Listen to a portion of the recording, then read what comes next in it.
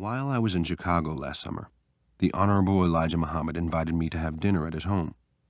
This is a stately mansion on Chicago's South Side, and it is the headquarters of the Nation of Islam movement. I had not gone to Chicago to meet Elijah Muhammad. He was not in my thoughts at all, but the moment I received the invitation, it occurred to me that I ought to have expected it. In a way, I owe the invitation to the incredible, abysmal, and really cowardly obtuseness of white liberals. Whether in private debate or in public, any attempt I made to explain how the black Muslim movement came about and how it has achieved such force was met with a blankness that revealed the little connection that the liberals' attitudes have with their perceptions or their lives, or even their knowledge revealed, in fact, that they could deal with the Negro as a symbol or a victim, but had no sense of him as a man. When Malcolm X, who is considered the movement's second-in-command and heir apparent, points out that the cry of violence was not raised, for example, when the Israelis fought to regain Israel, and indeed is raised only when black men indicate that they will fight for their rights, he is speaking the truth.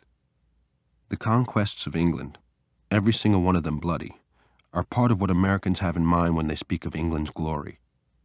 In the United States, violence and heroism have been made synonymous except when it comes to blacks.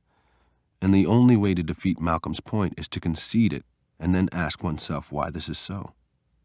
Malcolm's statement is not answered by references to the triumphs of the NAACP, the more particularly since very few liberals have any notion of how long, how costly, and how heartbreaking a task it is to gather the evidence that one can carry into court, or how long such court battles take.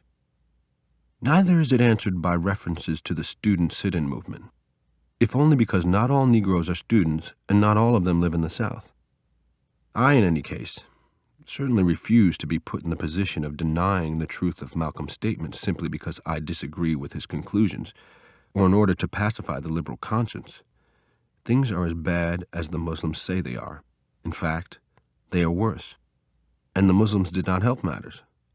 But there is no reason that black men should be expected to be more patient, more forbearing, more far-seeing than whites. Indeed, quite the contrary.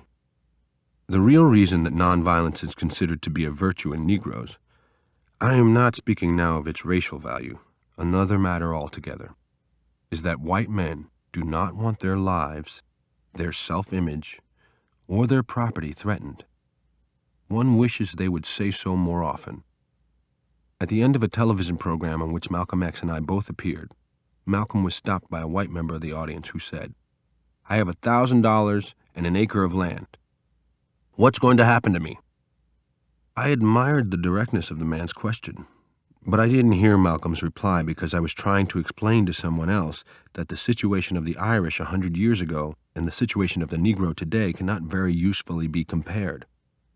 Negroes were brought here in chains long before the Irish ever thought of leaving Ireland. What manner of consolation is it to be told that immigrants arriving here voluntarily, long after you did, have risen far above you?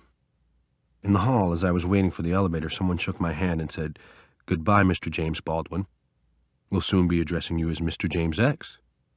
And I thought for an awful moment, my God, if this goes on much longer, you probably will. Elijah Muhammad had seen this show, I think, or another one, and he had been told about me. Therefore, late on a hot Sunday afternoon, I presented myself at his door.